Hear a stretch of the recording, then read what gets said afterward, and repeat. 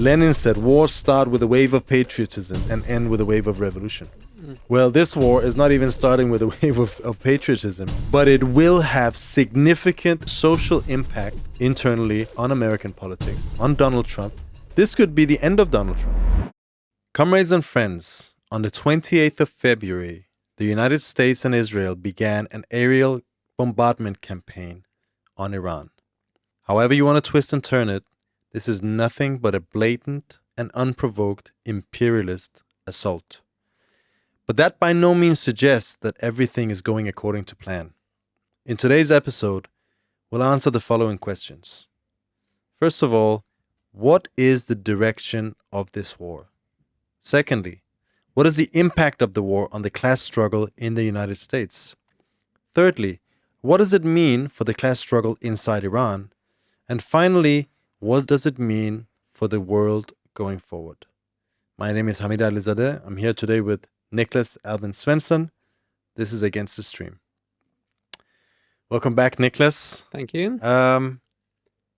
This attack was entirely unprovoked.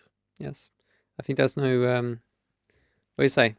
You see they were taking part in negotiations and so on, and Trump and what's his name, Rubio, they claimed that no, Iran was about to attack us and so on. But this is not. It's a complete lie and fabrication. Iran said, "Oh yeah, if you attack us, we will retaliate." But who's surprised by that? It wasn't completely out of thin air, but you can see that there was no provocation on the part of Iran. They weren't firing any missiles at anyone, and then the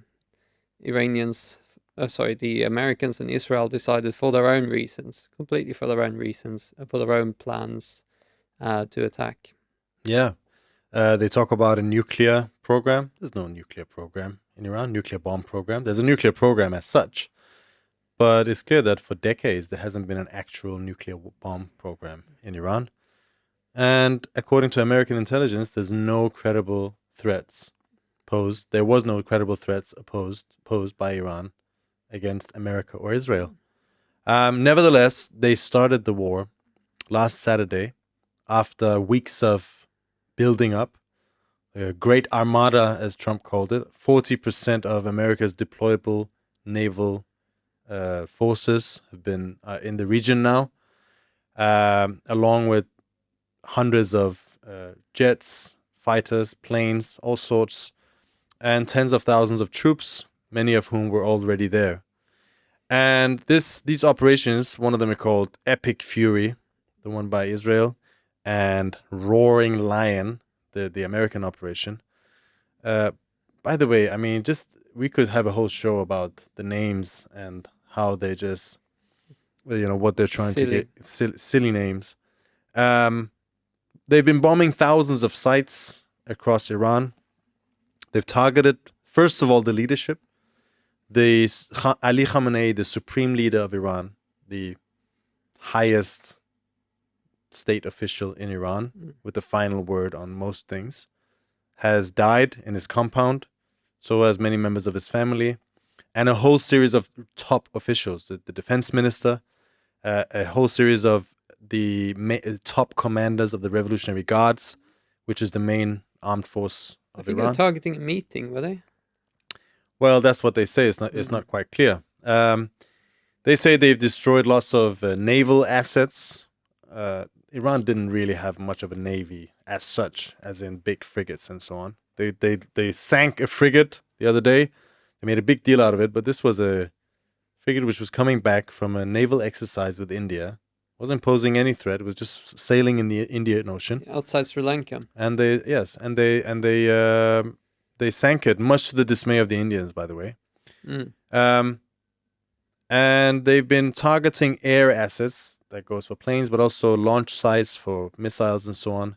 But it's quite clear that there are hundreds, if not more, of these missile launch sites, and they're very well hidden underground, and it's impossible that they've achieved anything significant at this point.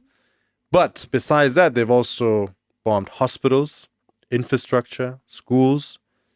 The most successful strike seems to have been on a girls' school in southern Iran, the Minab girls' school, yeah, where more than 160 young kids between the ages of 7 and 12 were killed. This was a double tap attack, by the way. The Americans are investigating if they were the source of that attack. I suspect they know already. Of course. It was either them or Israel. There's not that much to choose between. Yeah. In fact, Hegseth was presenting this as a successful strike at a press conference where he was showing the sites that they've been striking. And that obviously has changed the mood in the country. I mean, it's a war crime.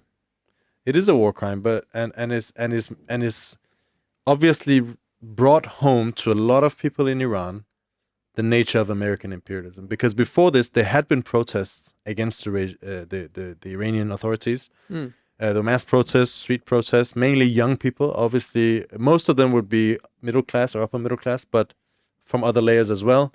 But a lot of people are now waking up to the fact that the Americans are not our friends. Yeah, I mean, because the people on the streets were appealing to America. Sorry, I don't. Yeah, no. I mean, if before last time around in the summer they were bombing. I mean, even that was quite, people were quite upset about or angry about. But they were bombing like some sites of military sites, some to do uranium enrichment and so on. And they also targeted the leader of Hamas, right, with one strike at one point. But all these things are not necessarily things that you can see where people think, oh, no, it's just a game for them, right? It doesn't really affect us. Yeah. But here, really, now they're bombing the kind of, everything. These kind of schools, and everyone will be thinking, what will happen to my children? Yeah. In these circumstances. So it's not. They're really incensing the population against themselves, like the Americans and the Israelis. Yes, and the regime, as a result, has been politically strengthened. Yeah. Now, just to stop there, a lot of people have complained that I called this a regime.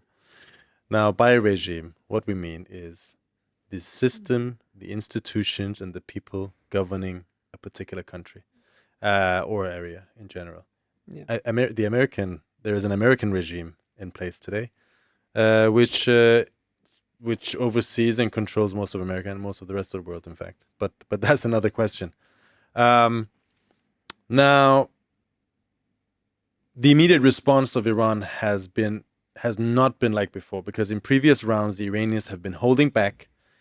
They have been they've been restraining themselves. They've been calling for negotiations again and again and again. This was, by the way, the second time they were attacked in the middle of negotiations. But it's clear that this time around, that's not going to go. And the directives were already given, preparations were already been made, that in the case of a serious attack, even if Khamenei dies, the armed forces would go on the offensive.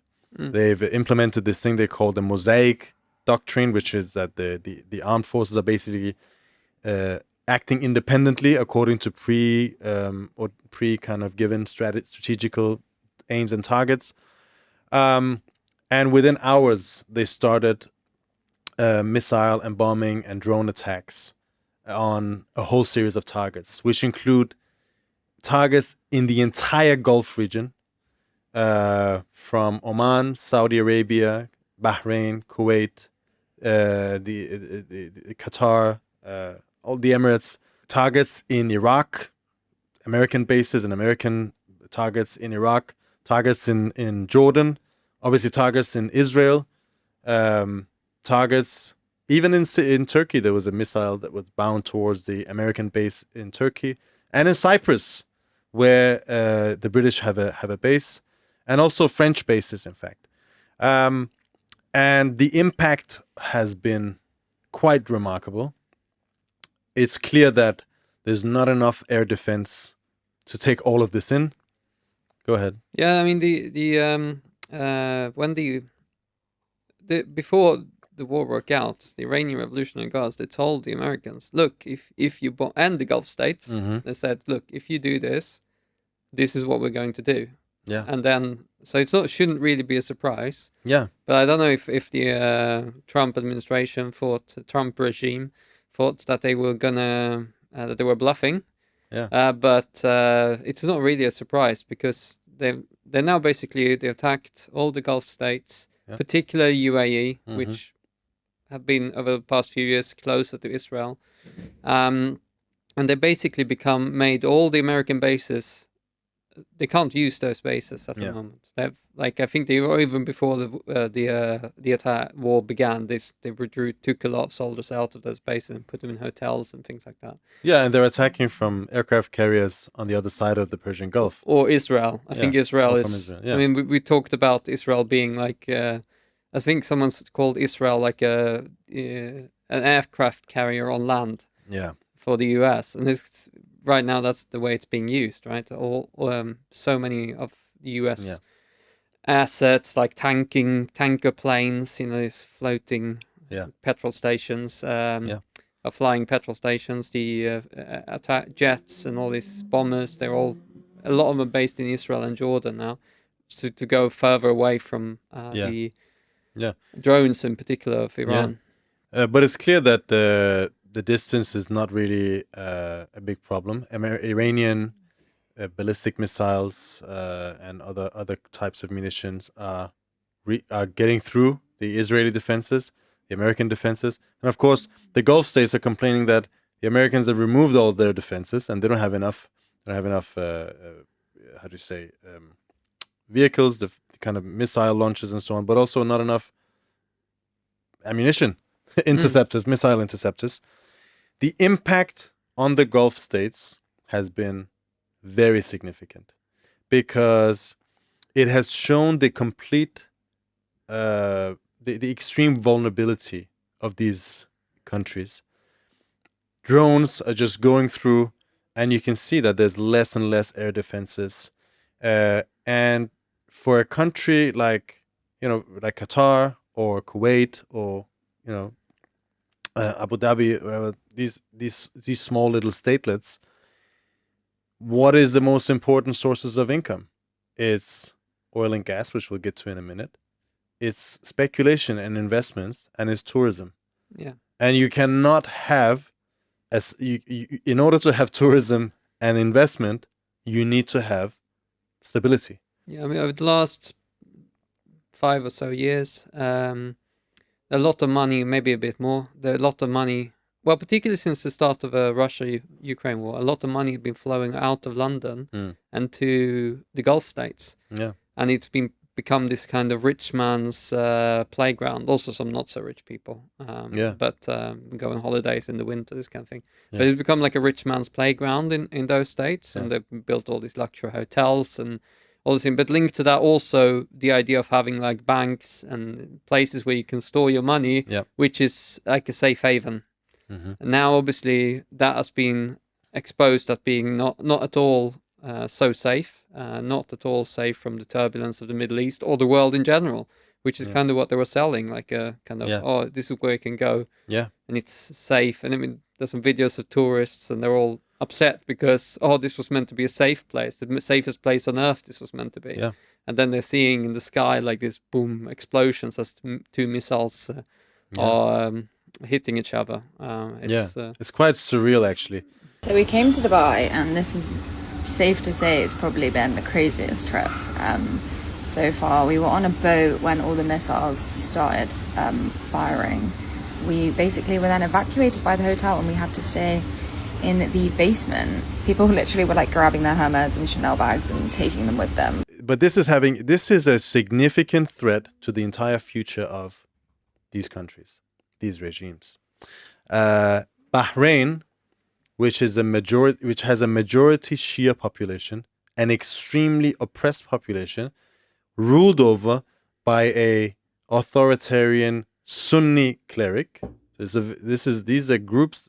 You have to remember, Iran is a predominantly Shia Muslim country, and they are oppressed on a sectarian religious basis. The Bahrainis, and they have very close ties, cultural and kind of, how do you say, they see Iranians as their brother people.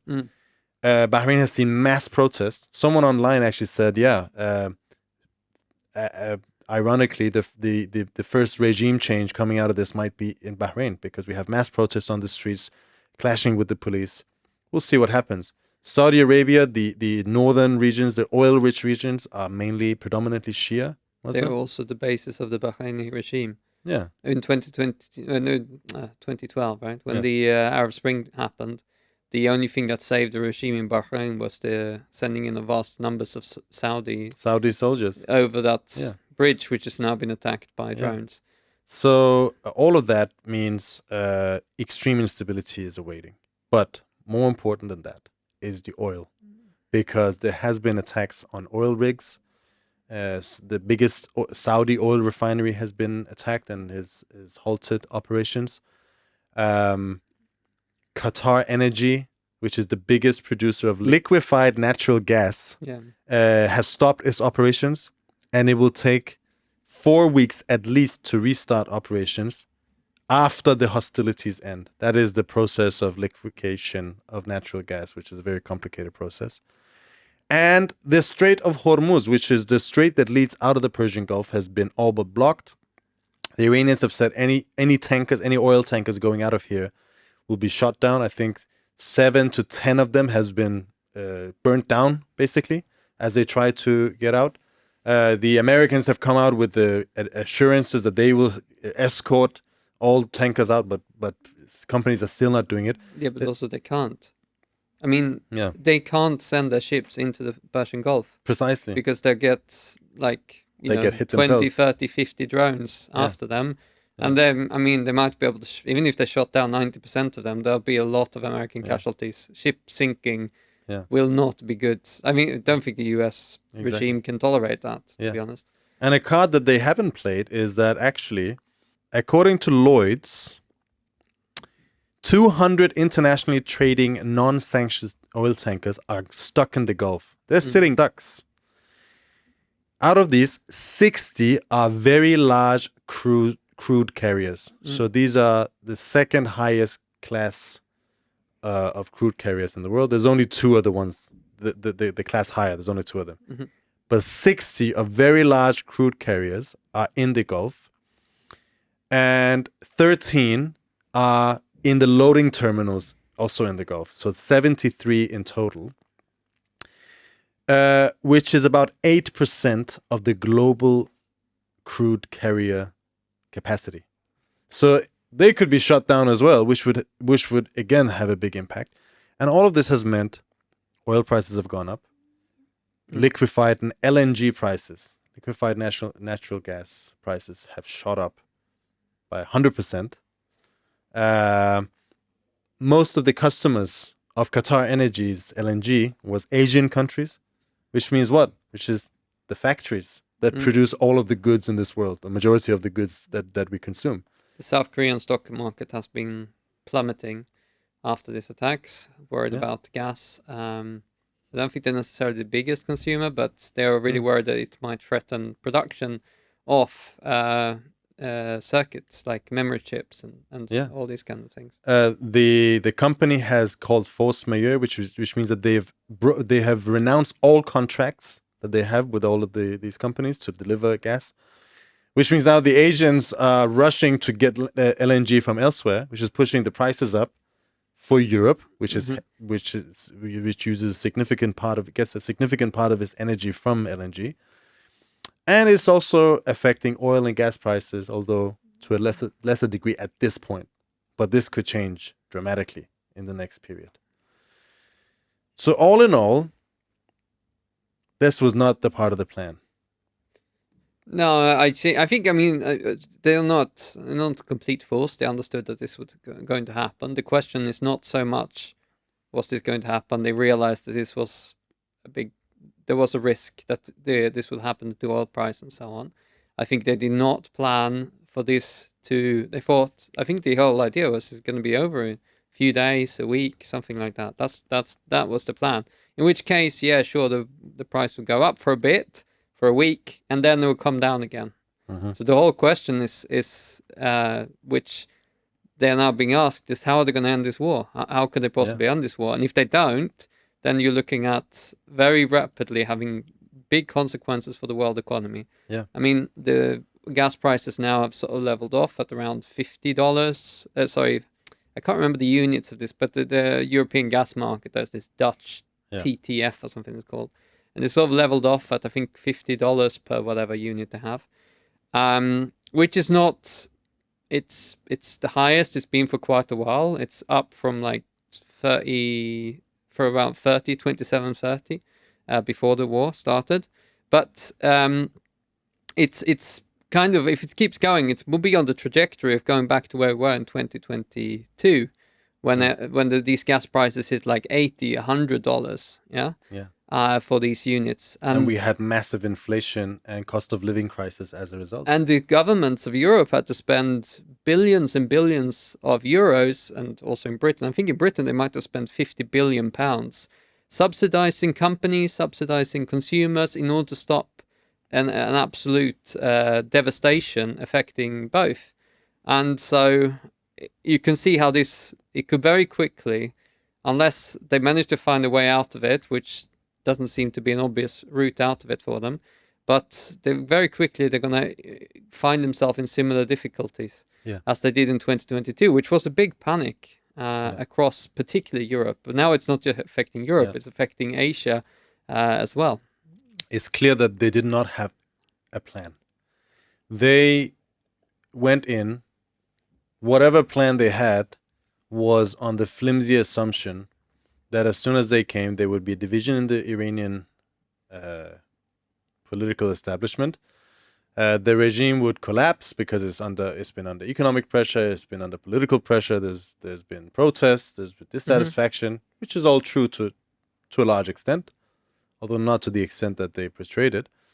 And they thought, we're just going to wade in and we're going to do it. And they're going to collapse. We're going to kill Khamenei and it's not going to prevail. And the people who were pushing this were, on the one hand, Netanyahu. He's the main proponent of this so-called plan. Yeah. Pushing is because we said many times before, after the end of the 12-year war, 12-day war, in last June, Israel was not satisfied because Netanyahu and the Israeli ruling class cannot accept that their powers and their influence is checked by Iran. No. Iran is a formidable adversary for Israel. It limits the ability of Israel to do whatever it pleases in the region, and therefore they want to get rid of Iran as a threat. And so they've been pushing this, along with the old neocon establishment inside of the US, which is Lindsey Graham, and of course also people like Marco Rubio and so on. They've all been Iran hawks for a while. And the idea was, we're just going to go in there, we're going to kill Khamenei, and it's all going to fall apart. There seem to have been Trump has said, and I don't know if this is him just talking nonsense or if he's being candid.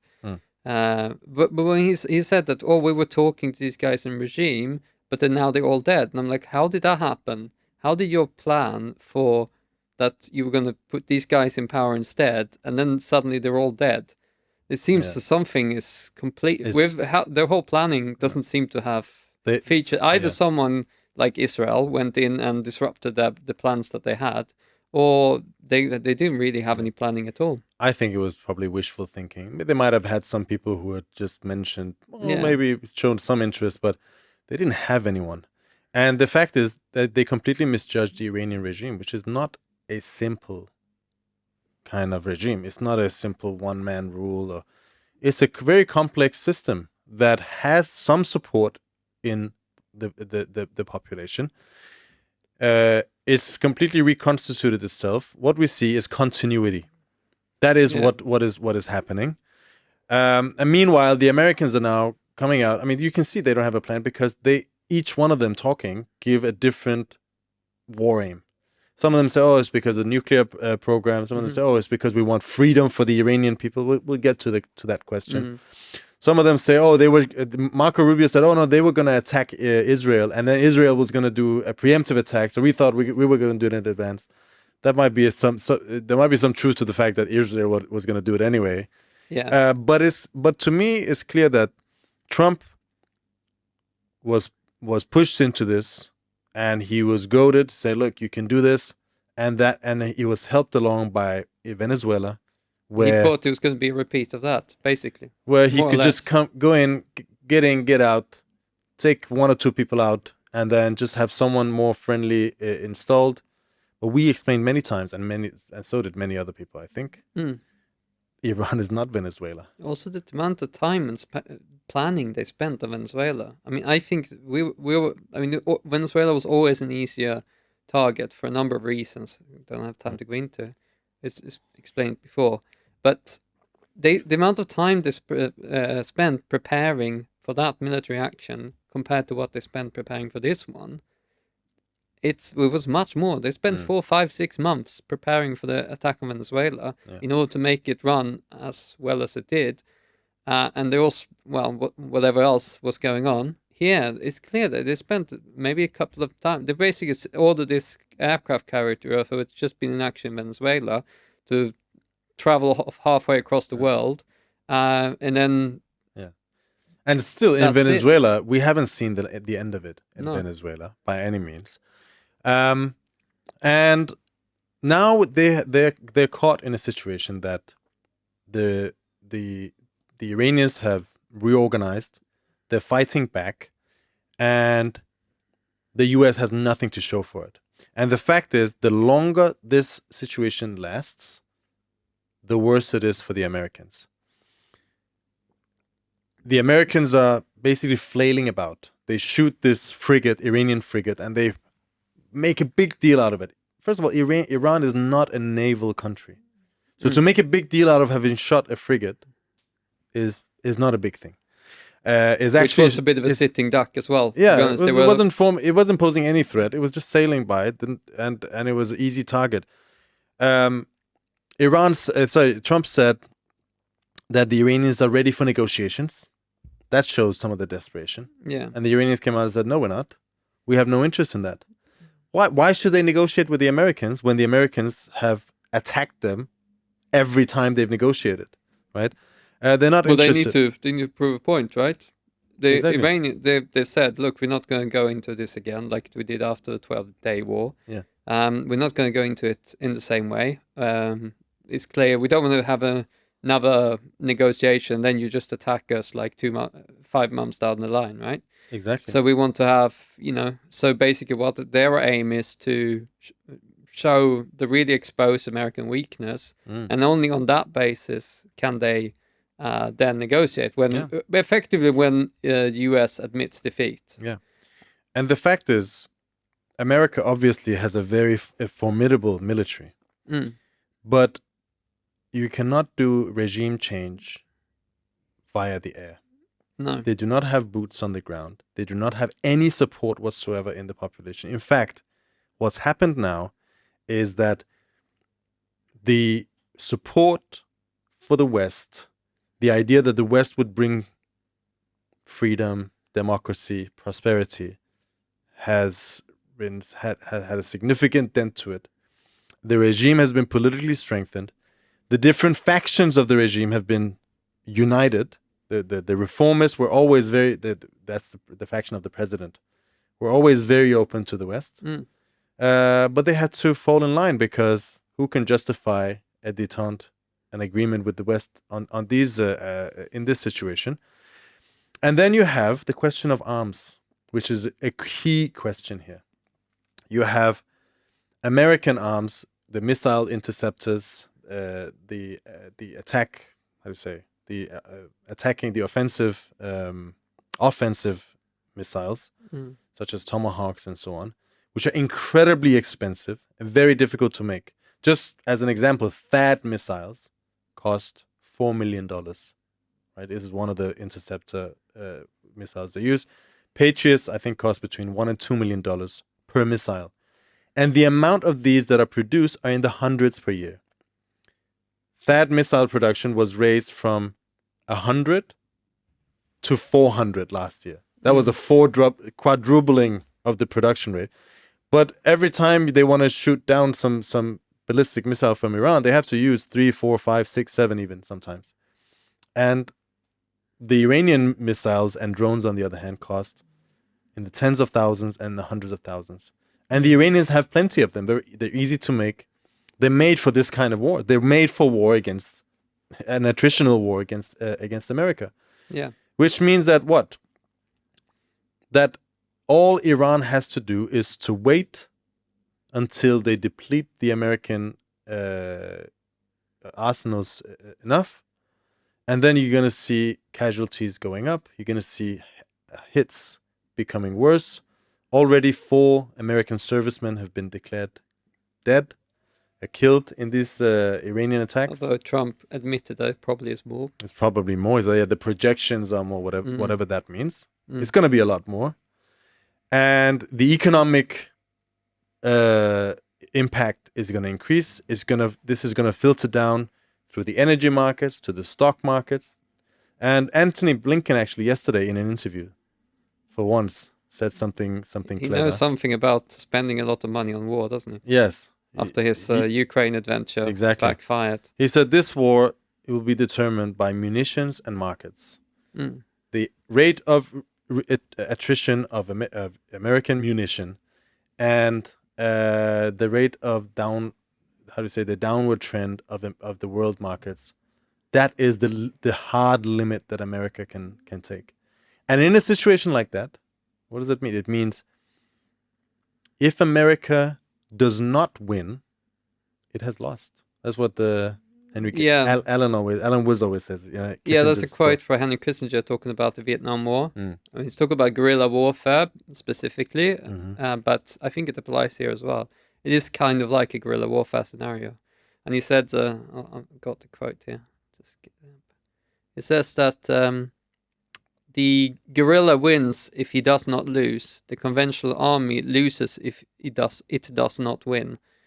I think that's similar, very similar to what's happening here. As in Iran as long as it doesn't. I mean, how is the US going to force Iran to agree to their demands? Well, they can keep bombing, but the bombing is not going to solve the problem for them. Not going to force Iran into submission. The only thing, a ground invasion could do it, but the US can't really conduct a ground invasion. When now they started talking about it, but they don't have the soldiers to do it, and I don't know.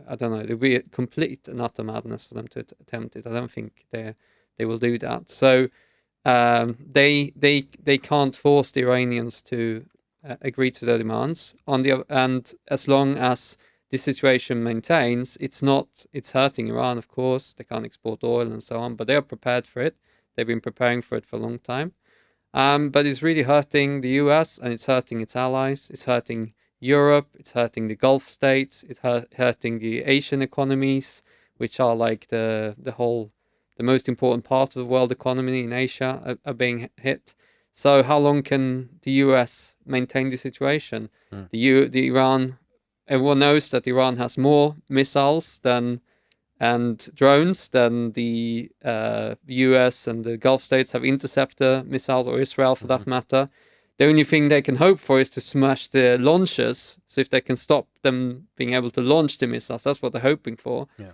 But they obviously haven't succeeded yet, because they're still coming. Yeah.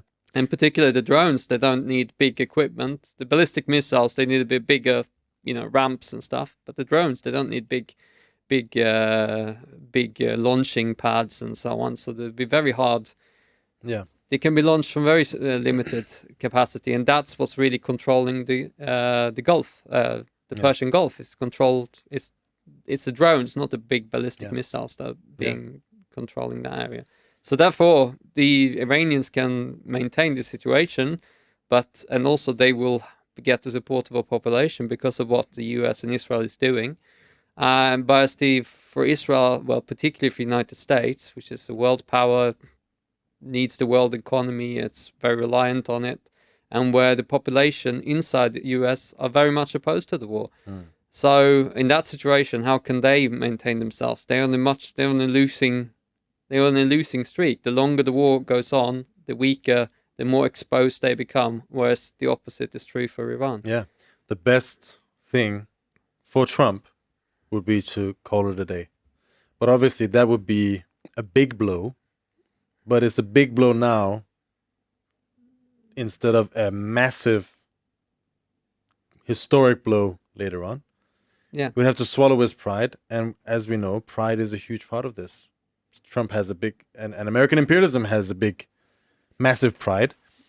This has been the policy of American imperialism in the past 30 years, that no one is allowed to challenge us or to disobey us in any way, shape, or form anywhere in the world. And if they do, we will attack them, we will kill them, we will invade them, we will destroy their countries. And what has that left them? That's left them with Afghanistan, Iraq, Syria, Libya, and a deep political crisis inside the country. As you said, the American people are opposed to war. Yeah, and the Ukraine. And Ukraine, of course. It's this massive war that's going on in Europe, which the Americans are part of provoking. Trump came in, he was supposed to end forever wars. He's not ended the war in Ukraine. He's still supplying weapons to Ukraine. And now he started another one, which he doesn't know how to get out of. Yeah. He clearly has no plan of he doesn't have an off-ramp, as they call it. And the same weapons that meant the weapons and interceptors that go to Ukraine are now being used by the US military. So the same arsenal that was already running low of interceptors, of HIMARS missiles and all this stuff, all those are running low already because of the Ukraine war, and now he's engaged in another one which uses exactly the same resources. Yeah. And what we see is, so in that sense, from their point of view, it would be best to cut their losses now and pull out. But they can't. And what we see instead is a doubling down. In the last few days, there has been reports that they are reaching out to Iraqi Kurds, the northern region of Iraq.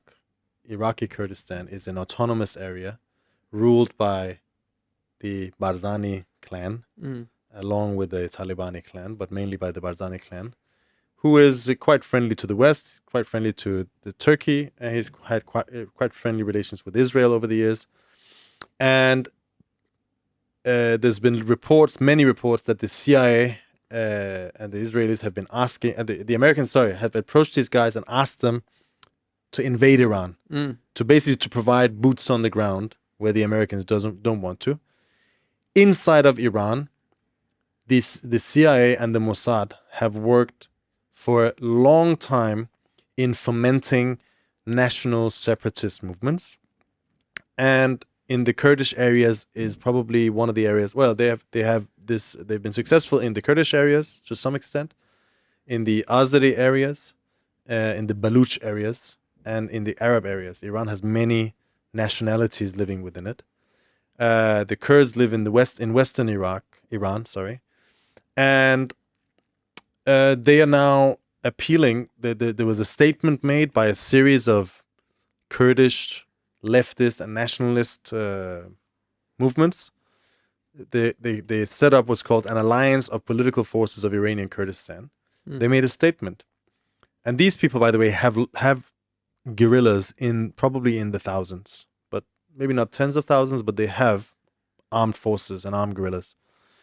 They said this war is not a conflict between Iranian society and its nations on one hand, and the United States and Israel or the international community on the other. In other words, they're saying this war is not America attacking Iran and the Iranian people. They're implying that it's not an imperialist war. It's not an imperialist war. But they don't say what it is. No. Because they're leftists and they can't say. They're actually supporting the war. Yeah. They're supporting America's war. And then in the third point, they say that we call on the regime forces. We urge the armed forces of the regime in Kurdistan to separate from the remnants of the Islamic Republic. We advise them not to miss this final opportunity to turn their backs on the enemy and choose the side of the nation. And the enemy is the regime in Tehran, and our friends is the regime in Washington. Basically. And Tel Aviv. And in Tel Aviv. Now, this is obviously an important thing, but what does this show from an American and Israeli point of view? It shows this is, by the way, the real plan of Netanyahu. Yeah. And so far, he's been dragging the Americans along with his plans, and this is the last plan, which is the descent of Iran into sectarian and nationalist violence and civil war the dissolution of Iran as we know it, dividing it up in little chunks so that Israel can go unchecked basically in the area. The Israelis are not interested in any other government, in any other regime. No, they coming want to to break power. it up. They want to break it up because they want to keep Iran weak. As long as Iran is united, it will again re-emerge as a They want to create another competitor. Syria. That's Yeah. the reality of what their Exactly. plan is. Another Syria, another Iraq, something like that. Yeah. Bloody sectarian conflict that will weaken, well, basically remove their biggest rival in the Middle East. Yeah. And that's, they state it more or less openly. Some of them are a bit more crude about how they put it. Yeah, in the Ynet, which is the biggest news outlet in Israel, there's an opinion piece which says, Sykes-Picot 2026, time to redraw the Middle East map. He's basically calling for this. Sykes-Picot, by the way, was the agreement between the French and the British after World War I to divide up the Middle East so as to create these artificial countries, Lebanon, Syria, Iraq, which had multiple sects and national groups in them that could be played off against each other for the British and the French to maintain control. So it was a recipe for sectarian violence. These guys say we need to do that, but on our terms now, an Israeli Sykes-Picot. In essence, they're calling for barbarism. They are openly calling for barbarism. And by barbarism, what do we mean?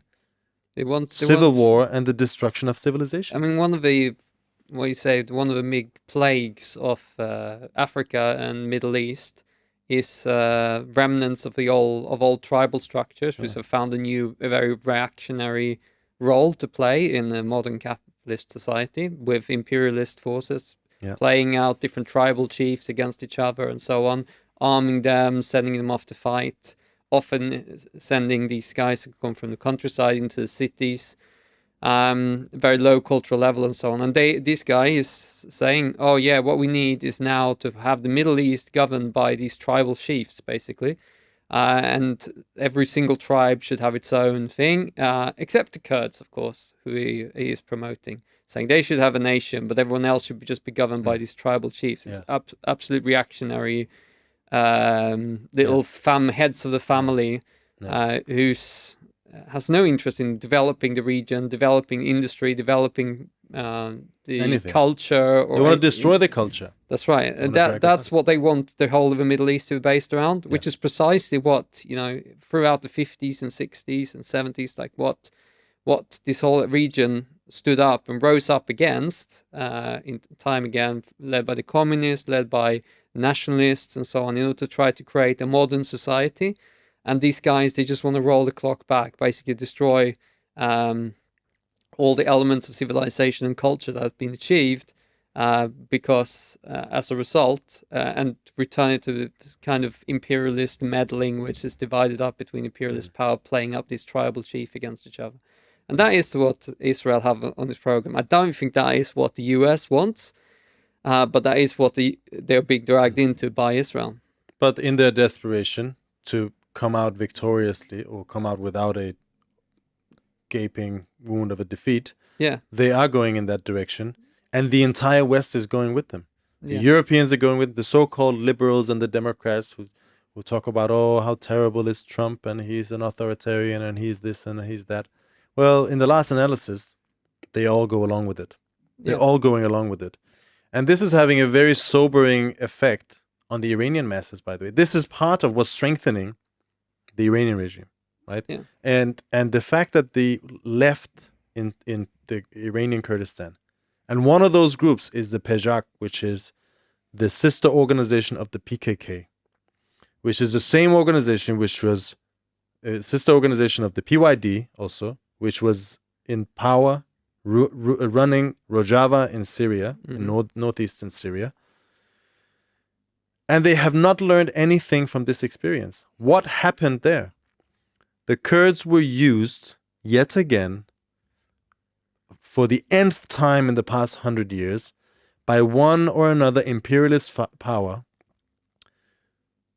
as a bargaining chip against their enemies. And once they were done using them, they threw them aside. They just gave up Rojava. Rojava has now been folded into the reactionary Syrian regime, and it's all being and the Kurds are facing a terrible future there. This is, I mean, this goes back to the first Gulf War when they encouraged the Kurds to rise up against Saddam Hussein In Iraq, yeah. in Iraq, and they then allowed them to be smashed in some of the worst atrocities. And though the Kurds rose up and they had shuras, they had councils and so on, they rose up and took control of the area, and they were left to be absolutely smashed by the Americans after the first Gulf War. And then again, we've seen in Syria time and time again that they were relying on the Americans used them to fight ISIS, and when they thought our mission accomplished, they allowed them to hang on for a bit, but when the Turks attacked them, they didn't do anything. Then when the Turks attacked them again, now with this help of this new regime in Syria, then they just pulled out, and they left them to fend for themselves and were absolutely smashed in the process. So it's you leaning on US imperialism, sure, they'll help you for a bit when it suits them, and then the next moment when you really need them, they'll turn around and they leave you in the lurch. Yeah. And this has happened we've written about this time and time again. It also affects the actions inside the Kurds inside Turkey, where again PKK was making appeals for the US and the international community to help them and so on. And when they really need it, when Turkey basically was flexing its muscle, were committing its atrocities against the Kurds, no one would step in to support them, because it's not in the interest of imperialism, not interested in the US to help the Kurds achieve a nationhood.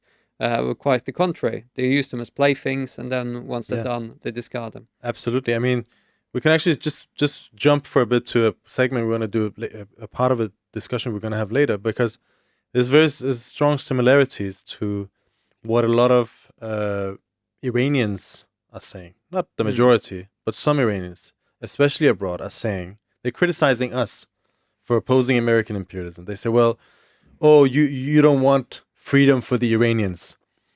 America is killing Khamenei. Khamenei has oppressed the Iranian people for decades. And so you opposing this means that you don't want freedom for the Iranians. But the point to say is, these guys are not going to bring freedom to Iran. It doesn't mean we support the Iranian regime. It doesn't mean at all. We are communists. Communists are persecuted in Iran. But you cannot defeat them.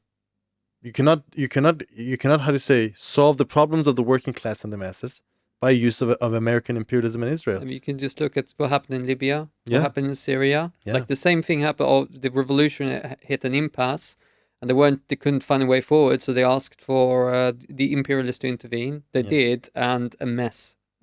Great mess was created, because you're no longer basing yourself on the masses. You're basing yourself on the imperialists intervening for Iraq. I remember in 2003, I had a friend who was Iraqi, and he had no love for Saddam Hussein, naturally. He was a communist. Well, he was a left-winger. He had no love for Saddam Hussein, and he was thinking, well, look, at least, he was having, I can't remember if he was in favor or what his exact position was, but he said, oh no, but if we got rid of Saddam Hussein, at least then we could begin the process of building a different society, right? Yeah.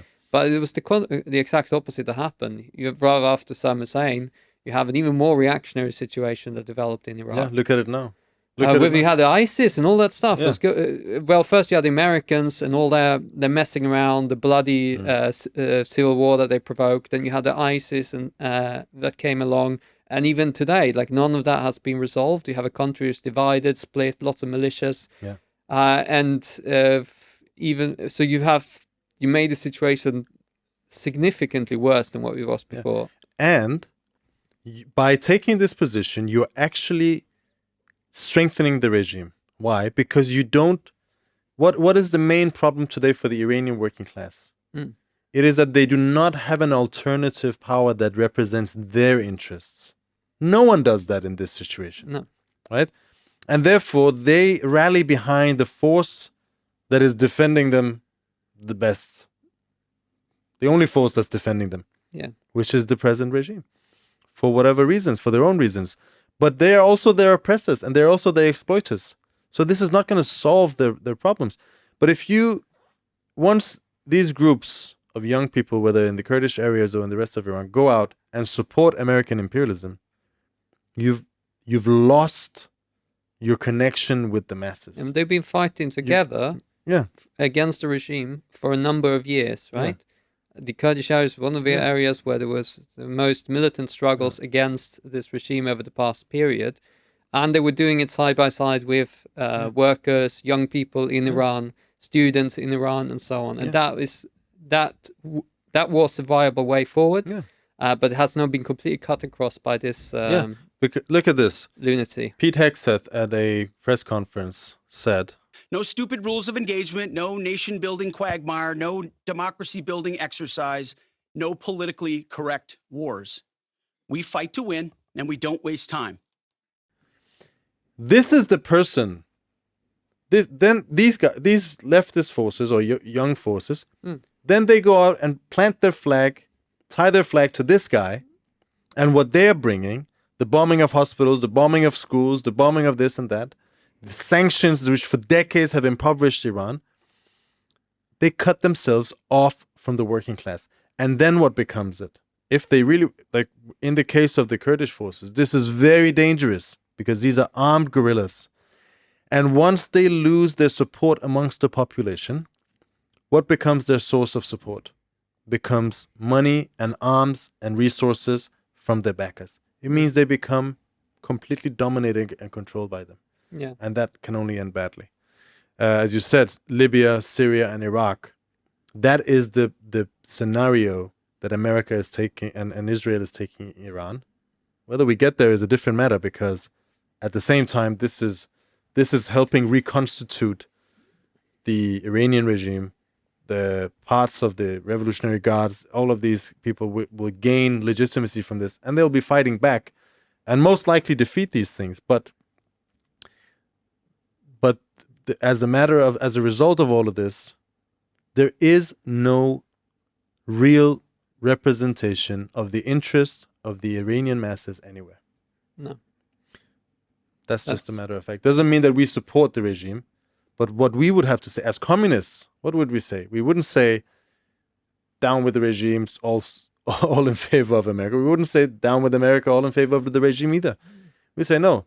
We want to fight the Americans. Our criticism of the regime is not that they're fighting the Americans, it's that they're not doing it properly. They're doing it on a capitalist basis, which means what? Which means that they're doing it while they're looting, stealing, exploiting, oppressing, which doesn't have that doesn't have the attractive force to win over the millions of people in the Middle East who are opposed to American imperialism. If you think about to wage a proper struggle they have against American imperialism. supposedly been fighting the U.S. imperialism since 1979, right? That's their claim. Yeah. But the truth is they have not been, and over this period they've not. The way a communist, if a communist had taken over Iran, they would have made an appeal to the masses of the Middle East, Arab countries, and so on to follow suit, right? And they would have had a massive impact in Pakistan, in Afghanistan. Afghanistan had already had an impact in the 80s, but in the whole of the Middle East, that would have been a completely different ballgame. That appealed to workers in Turkey, workers in Egypt, and so on. And that would have been a completely different ballgame to what we face today, which was decades of sanctions. And sure, they built up missiles and stuff, but that's not really solving the problem either. Yeah, I would say they have been fighting American imperialism, but their struggle against American imperialism has a certain limit, which means the limits of the interest of the capitalist class. That's how I would put it. What is the interest of the Iranian capitalist class? Is not peace and prosperity for the masses in the region. No, it is that they be acknowledged as a power in the region. Yeah. And what does that lead to? That led to them, basically the forces close to them coming to power in Iraq, in Syria, in Lebanon. They defeated the Americans there, and that was a good thing. But what was the result for ordinary people? More of the same. Yeah. More of the same corruption, more of the same, which in the end prepared the way Well, for the return of the imperialists. They're also using their allies in the regions as little bargaining chip, Yeah, and also basing themselves on sectarian divisions, the same as the imperialists do. yeah. Which is not a way to. Well, it's no way forward in fighting imperialism. It has a limit. It doesn't actually fight imperialism. Yeah. But I think we should go to the political question here, because this is not just a matter for Iran or the Middle East. This has profound consequences for the domestic political situation in America. The first question to ask is, who voted for this war? Now, the Democrats will say, oh, we didn't vote for this war, as in Congress didn't vote for this war. This is an illegal war. They want a legal war. Yeah. That's what they're looking for. They want Ukraine war. Like the Ukraine war, right? That's what they want. But the point is not that. The point is, they transgress international law. They've done that for decades. They've always done that. I mean, just look at Gaza, which was overseen by Joe Biden himself. But the point is, the American people, one of the main reasons for Trump to come to power was the deep-seated anti-war sentiments of the American people. The American people, contrary to what we're told, are not imperialists. They have no interest in imperialism. They don't want to dominate every single country. They don't want to go to war in one country after another. They are sick and tired of it. And there's so many quotes. I think you sent some quotes about Hegseth just a few years ago. Just a few years ago, he was saying, "Oh, I was a neocon, but I've sobered up now. I'm a recovering neocon." Well, it seems like he's had a relapse. But the American people did not vote for this. And Trump came to power promising that he would end the forever wars, that he would solve the cost of living crisis, he would solve the question of jobs, he would solve the question of inflation. And now we have the exact opposite happening. I think someone said Trump is the president thus far who's in his term has started the most wars. Yeah. This war now they say it's going to be 2 days, then they say 3 weeks, 4 weeks. Now they're saying 8 weeks. This is going to be a long war. And it will have consequences. American soldiers will die. America will be hit economically. Inflation could shoot up again. And there's already a big backlash. Look no further than that. The Pentagon's just gone to Congress to ask for $50 billion. Yeah.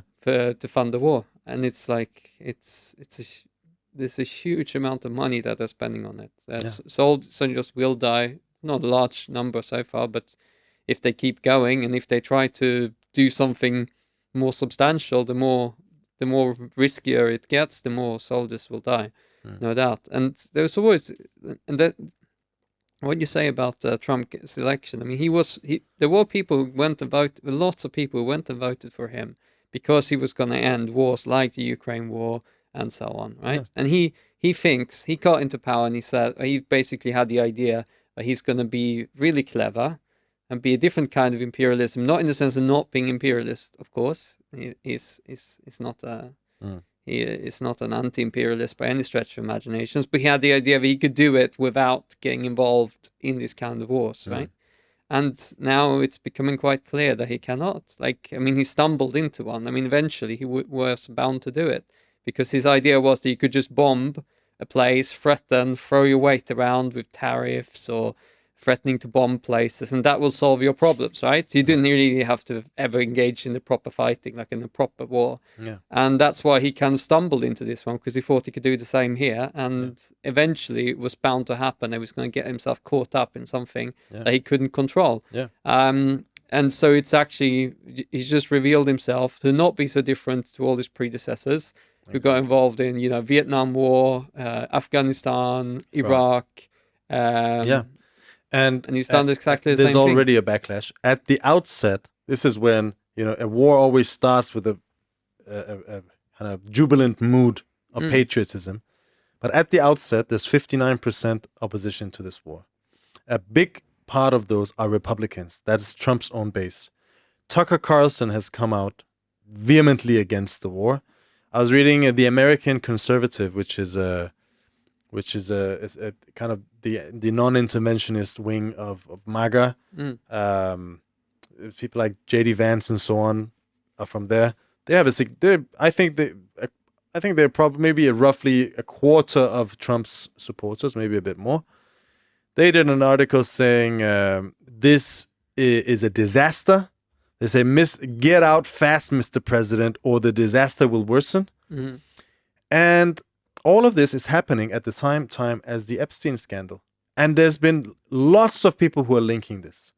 That this is the Epstein class. Trump is also a part of the Epstein class. He's been covering it up. It's also clear that part of this is the reason why he's doing it is to detract from that. But people can see right through it. I was looking at Instagram, and maybe it's just the post that I see, but there were hundreds of posts showing American jets and so on saying Iranians are about to find out why we don't have free health insurance in free healthcare in America. This is inflaming things. We always say that war and revolution are very closely connected. Lenin said, wars start with a wave of patriotism and end with a wave of revolution. Well, this war is not even starting with a wave of patriotism, but it will have a significant social impact internally on American politics, on Donald Trump. This could be the end of Donald Trump. It could be. The potential is there for it to be the end of Donald Trump. And that means that all of the anger and frustration which was channeled into voting Trump in power, it was an anger and frustration against the establishment as a whole, is now redirected again. And you see what we said in the beginning of Trump's term, the same swing to the right that was reflected inside of the Trump movement is now going to violently swing the other way around. And the path is being prepared for a massive swing to the left. Revolutionary events like we saw in Minneapolis, just much bigger. I mean, it really exposed Israel and Trump and American imperialism. I mean, for those people who thought, well, maybe, but here they went into war and they did it.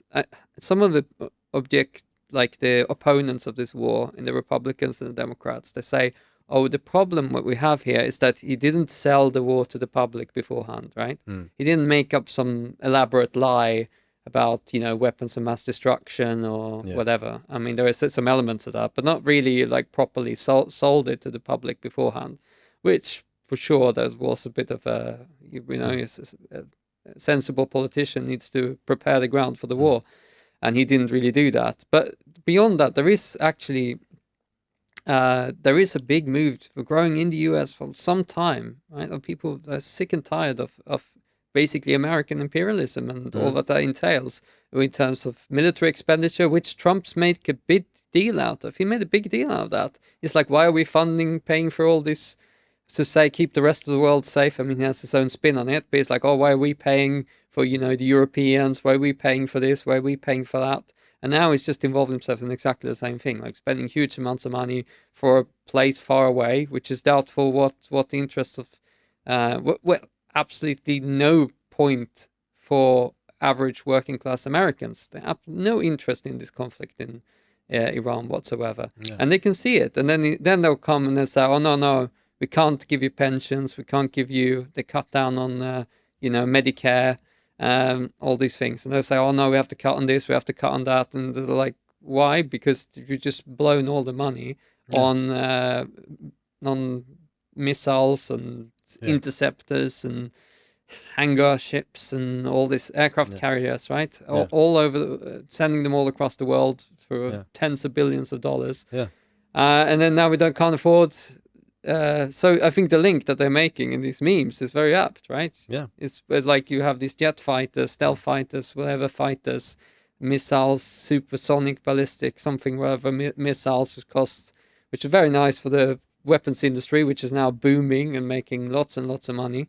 But for ordinary Americans who have to pay the price for it, I mean, they have to pay with their taxes, they have to pay with cuts to their spending, or even if, which is the favorite at the moment for governments to borrow the money, well, you're just dumping the problem on future generations in that way. And that's what you see now. And you can see where people are getting pissed off and angry about it. Then you have the loss of lives as well, which come with it.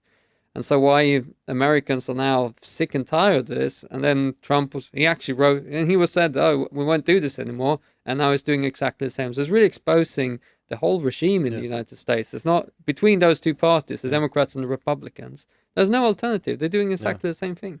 Yeah, it's quite significant that Trump's approval ratings are massively down, but the Democrats are not up. They're equally down, or even more down. And that is why the Democrats are saying this is an illegal war. Because what they fear, I mean, they don't care about illegal wars. They were part of the Gaza thing. They supported every single one of them, Every single one of them. They carried out, maybe with some objections and complaining, but that's what liberals do. They object and then they go along with everything. But what they're afraid of is a loss of legitimacy of their system. That's what they mean when they say this is an illegal war. That you are actually undermining this trust in the system. Now, that has wider repercussions because it's not just in the US, it's everywhere. And this is a huge shift. American imperialism in the past period has become the most hated force on the planet. Now, I think I've said it before on this podcast. I've said it before in different speeches, at least. I remember in the 90s where American imperialism was hailed in all media and every way, in all educational institutions all around the world as the beacon of freedom and democracy, of civilization, of an advanced society. It's something that everyone should wish to be. There was almost like a divine glow around it. Bringing peace. Pax Americana, they call it. Exactly. The American peace. The peace on the brutal subjugation of America. But you see, that was an idea that got through back then.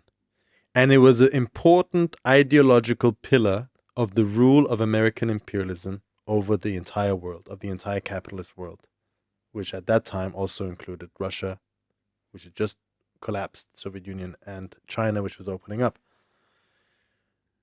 Today, American imperialism is rightfully the most hated entity in the world.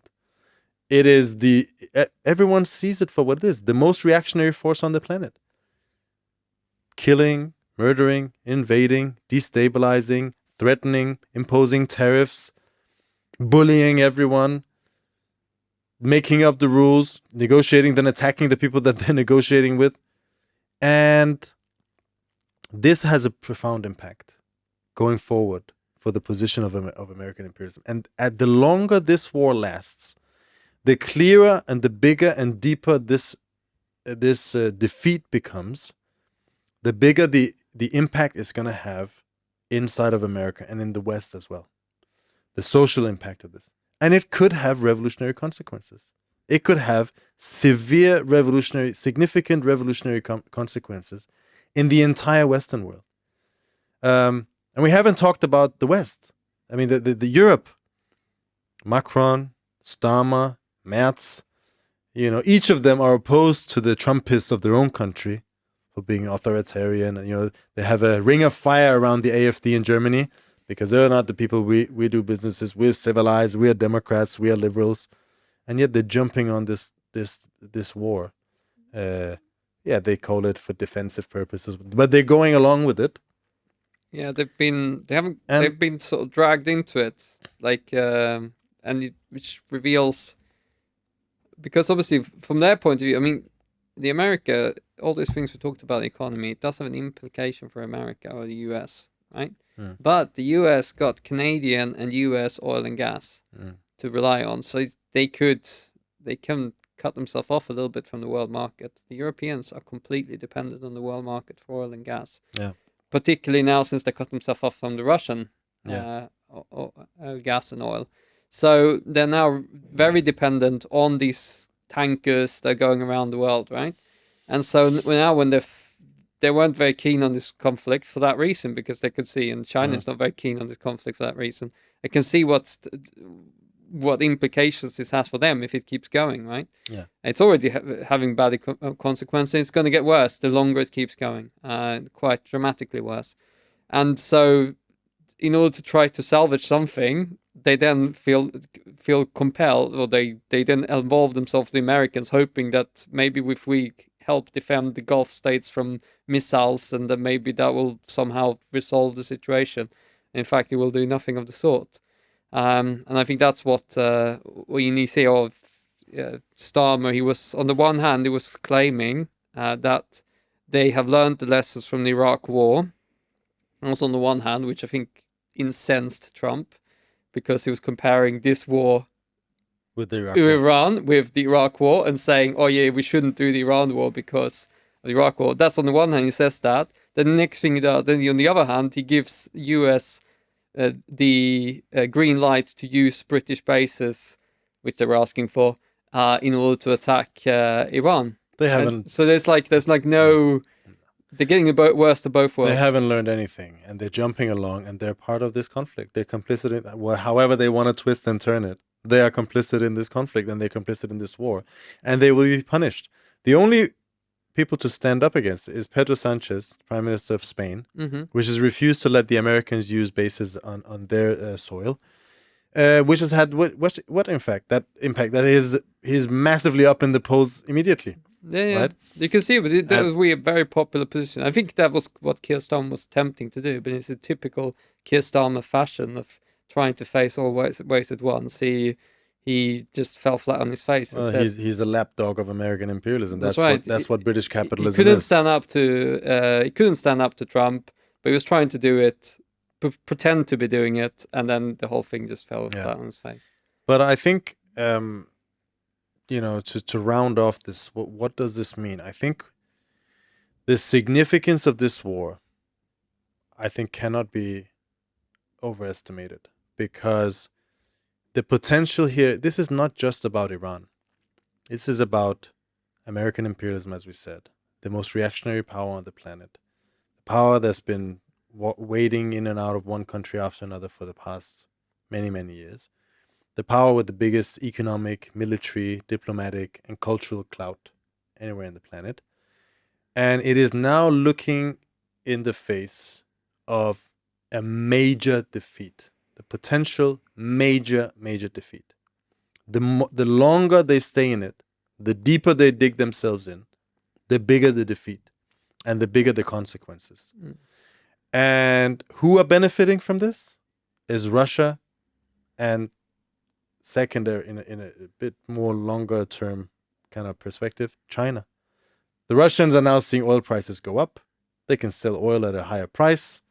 They can make money. The Patriot missiles that could have gone to Ukraine are now going to Israel, and all sorts of ammunitions, military hardware that could have gone to Ukraine is now going into this bottomless pit. And China as well. I mean, China's paying more for gas and oil, but that's the risk, that's the cost they can absorb. But they do see the US get stuck in a new quagmire, which this is becoming, right? Yeah.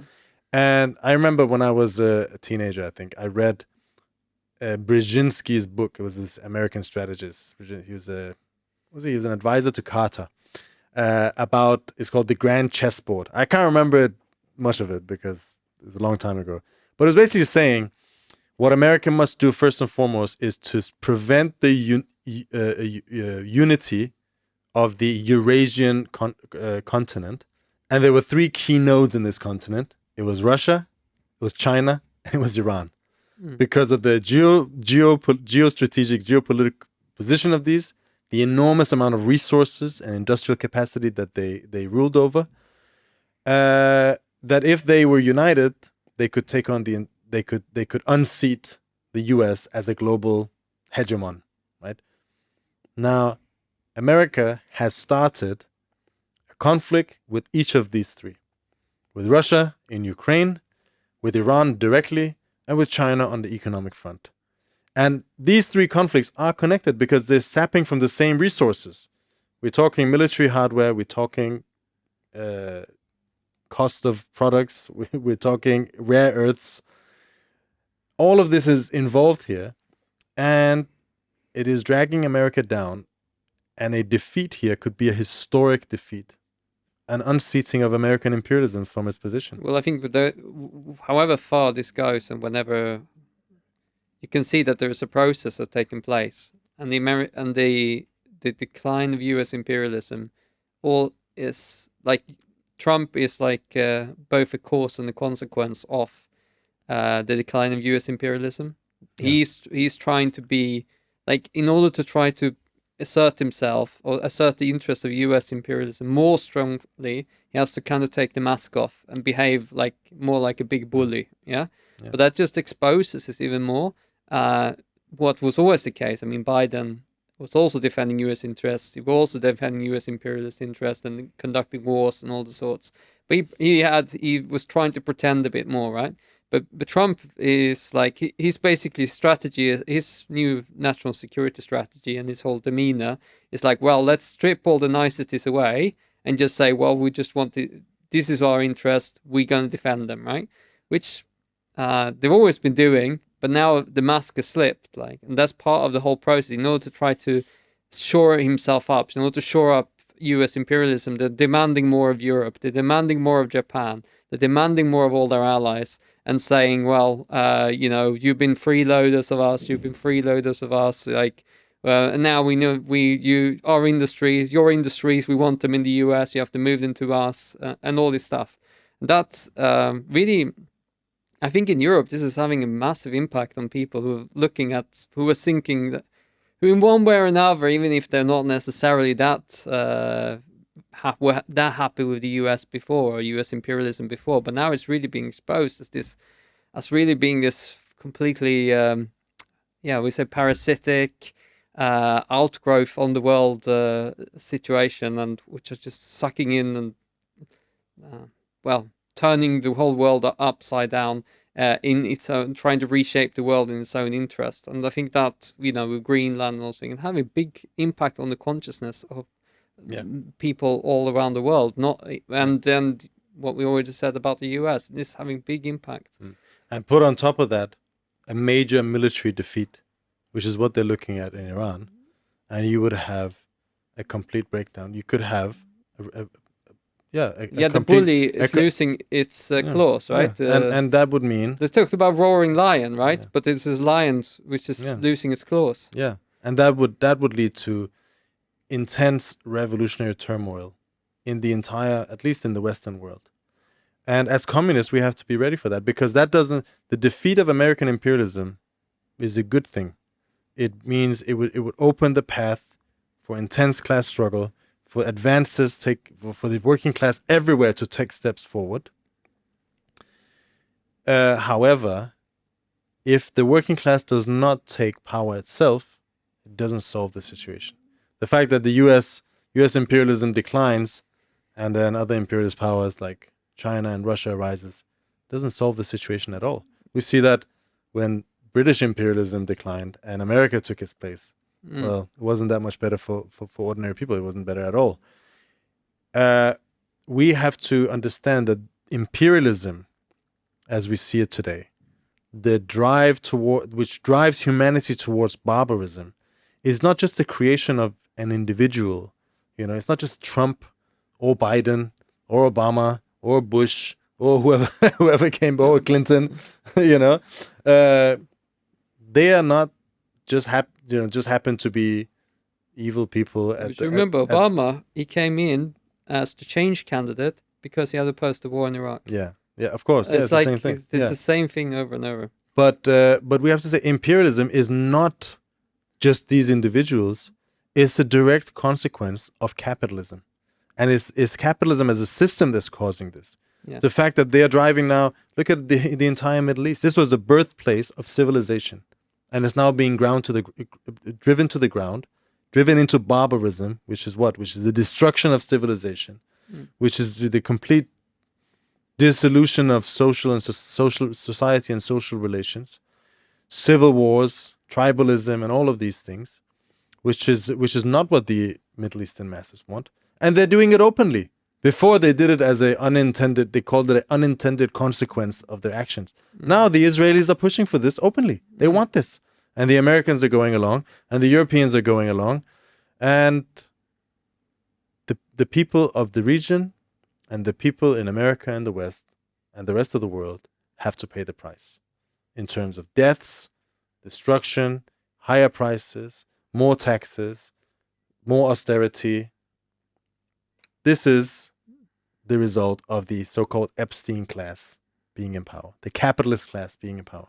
So therefore, the struggle against imperialism must be connected to the struggle against that class and for the working class to prepare to take power in its own hand. I couldn't put it better myself. Oh, that's great. Great to have you back, Niklas. It's been a while, too long. We'll have you back again soon. This was Against the Stream.